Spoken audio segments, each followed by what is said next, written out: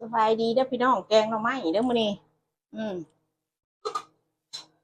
แกงหน่อไม้คือข่อยแกงปลาดุกข่อยต้องใส่ก่อนพอข่อยแกงหน่อไม้ใส่ปลาดุกพี่น้องข่อยแกงให้ปลาสุกก่อนเพราะว่าข่อยย่านปลาบ่สุกข่อยจังอันใส่เขาเบื่อเขายังลงหมักพริกหมักพายลงแหละนี่ปลามันสุกแล้วเนาะเฮ็ดนี่ข่อยเฮ็ดข่อยซื้ออันนี้ผักสังแยงฟรีเซอร์ข่อยอันนี้นี่เฮ็ดข่อยซื้อข่อยมีดอกเก็บมันแต่ว่าข่อยอยากใส่เฮ็ดซื้อนี่เฮ็ดซื้อนี่ข่อยสิลวกน้ำก่อนเด้อพี่น้องเด้ออิงตามผู้มักว่าข่อยหันบ่มักเพราะว่ากินขี้ดินเขานั่นมันหวานนะเพราะว่าข่อยเคยกินนั่นเฮ็ดเก็บธรรมชาตินะมีข่อยไปเลย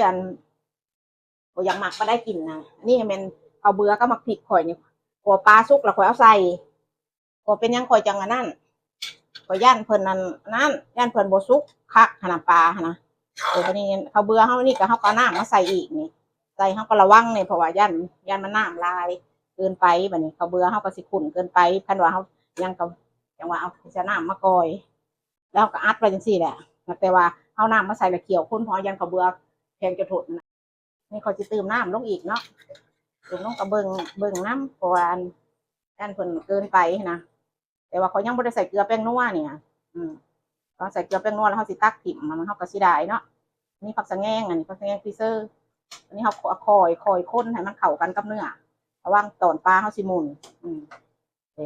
ผักสะแงงเขาก็หยัดลงหุขี่มันโลดเขาคนเป็นยังเขาคนให้มันเขาเบื่อเขาไปใส่เฮ็ดเขาไปใส่หน่อไม้สิตอนปลามันสุกแล้วบอกกันว่าจะเอาเขาบอกเขาเบื่อลงไปพร้อมมันสิแฉะนะมันสิบอยากขอย่านมันบสุกพอคอยยังสั้นนะพี่น้องเลยแกงหน่อไม้เด็กนี่เขาก็ให้เพิ่นโพดก่อนเพิ่นโพดแล้วเขาจะใส่แป้งนัวปลาแดกปลาตำลงไปคอยอยากตองลงกับตองปลาแดกกับผู้ต้มลงแล้วก็ถอกใส่ต้มมันโพดก่อนมาอีกเถื่อสุดท้ายพี่น้องมาใส่ปลาแดกปลาตำมานี่พวกข่อยแกงเรียบร้อยเนาะปลาถ้าข่อยก็ใส่ซุกแล้วข่อยเห็ดให้มันซุกก่อนข่อยจังมาแต่เน้นนั่นน้ำยานางเด้อพี่น้องเด้อแกงนี่ข่อยสิบ่ใส่น้ำปลาเด้อข่อยสิใส่แต่เกลือกับปลาแดกพอบ้านข่อยตะกี้ข่อยบ่มีน้ำปลาข่อยปลาแดกก็ข่อยก็เห็ดกินเองนะแกงปลาแกงปีนพวกข่อยก็ใส่ปลาแดกอันไก่พวกข่อยบ่ใส่ข่อยใส่แต่เกลือแป้งนัวกับซ้ำท่ามพอพวกข่อยตะกี้มันอึดเด้ความหากันกับบ่ได้อยู่ไทยอยู่ลาวนะอันนี้เมืองถ้าข่อยก็บ่ลงมานี่แต่ข่อยยากผีเหือคาโนกาทั้งเถื่อกามันเต็มเลยก็ข่อยกับแต่ว่าลองเถื่อว่าสิไปย่านมันหล่มเนาะขวาคืนกับก็ยังมีได้แต่ข่อยขี่ไปจนฮอดบ้านด่านนะแต่เก่าสิไปสวรรค์ไปละบัดนี้พวกแม่ค้าเขาจะรู้ไปขายมักเคลนมักเครือเนาะเขาย่านมันเน่าของเขานะเขาก็ปีนเขาเหือมันก็แซมแหละแซมกับมาขึ้นมากถ้าข่อยผู้เฒ่าเด้คือข่อยบ่ย่านผู้เฒ่าไปน้ำกับเจ้าย่านยันเพื่อหล่มไม่แกล้งไม่ยังลอยน้ำได้ยุบก็จะลอยแต่ตัวมันบกกิ่งคือเด็กน้อยเนาะคือคอยปรับย่านแต่กี่เดียวนี่คอยกับย่านลอยน้ำคือกันเด้อนี่แซ่บพี่น้องเอ้ยนี่แกงหน่อไม้ใส่ปลาดุก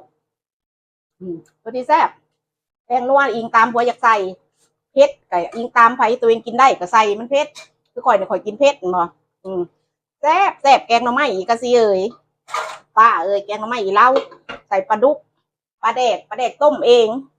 สั้นละพี่น้องเลยมันเพียงก็ดีอยู่เมืองลาวก็เห็ดกินเองต้มเองปลาแดกก็ได้สั้นละแม่เห็ดแม่เฒ่าเห็ดสั้นละเอาไว้จังหน่อยมันกึบนี่อัดไว้แต่มันกึบเขาจังหน่อยนะกินแป้งนูแป้งหน้ากับเขาอย่างนัวกับไส้พี่น้องกับคนแต่เขายังเห็ดกินเองให้มันถือปากเขาเองสั้นละปลาดุกกระบาลเมื่อเหนื่อยเบิ่งในกะซีเบิ่งในป้าขอแกงปลาดุกใส่หน่อไม้ก็ได้ขอเผาบางงามเดี๋ยวมันก็อวกเลยบอกแกงหน่อไม้สาวสวรรค์นะเขตบ้า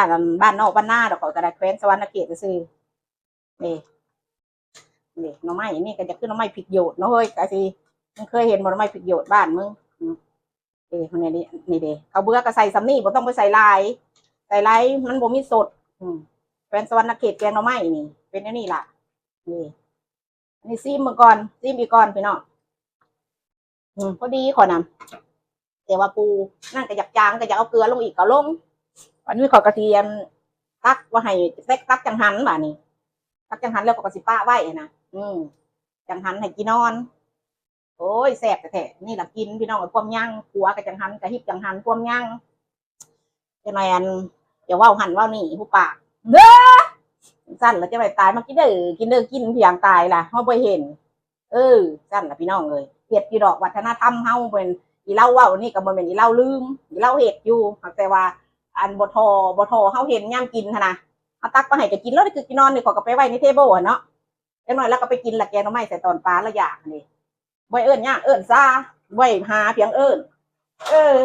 เห็ดแล้วก็มากินเด้กินนอนเลยแกงหน่อไม้ในกระโตกกันบ่แม่นสิไปแต่งขนากันพวกให้กินซะบ้าเฮ้ยจะหัวเด้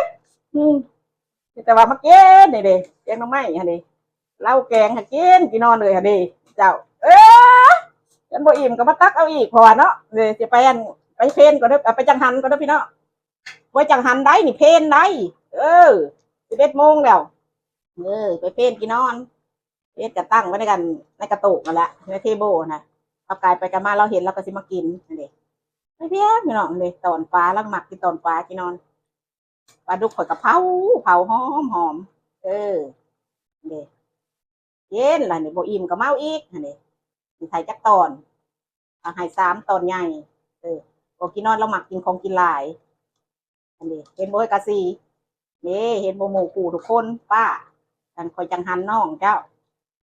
ไม่คอยแต่งกันหาก็ไปแต่งได้มีแต่กินนอนได้สิแต่งให้คอยเออป้าว่าให้คอยแต่งคันหาให้น้องเพิ่นเกือบตีคอยเว้าจะออกโลดในกล่องเขาบ่แต่งนี่นี่แหละตู้คอยแต่งให้กินตัวนี้นี่คันหาเขาบ่แต่งนี่ตัวนี้แหละคันหาคอยแห้งคักเป็นบ่ละป้านี่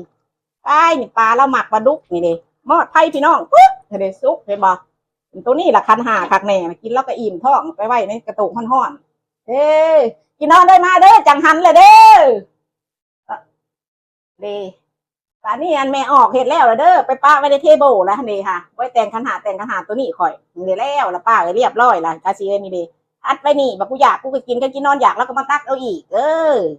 ป่านนี้ก็อันแม่ออกสิไปนั่งอยู่หอประสาทลาดสว่างของเพิ่นสินั่งกินน้ำร้อนน้ำอุ่นป่านนี้แล้วเด้อพี่น้องอยู่ดีไม่แห้งทุกผู้ทุกคนเด้อ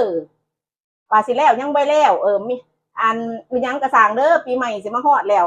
มื้อนี้แม่นวันนั้นมีลิกิสมัสเด้อพี่น้องเมรี่คริสต์มาสเอาดีแอนว้าวโทนี่เด้ออันอันอันนี้ข่อยบ่ได้เฮ็ดหยังเด้อพี่น้องพุ่นยามนูเยียข่อยจังสิกินของกินตัวนี้มันจ่อลายนะข่อยเมื่อยก็เลยบ่เฮ็ดหยังมื้อนี้วันนั้นคริสต์มาสเพิ่นนี่วันของพระเจ้าเพิ่นนี่วันพระเจ้าเกิดข่อยบ่เฮ็ดจังว่าอ้าวอยู่ดีไม่แห้งพี่น้องบ๊ายบาย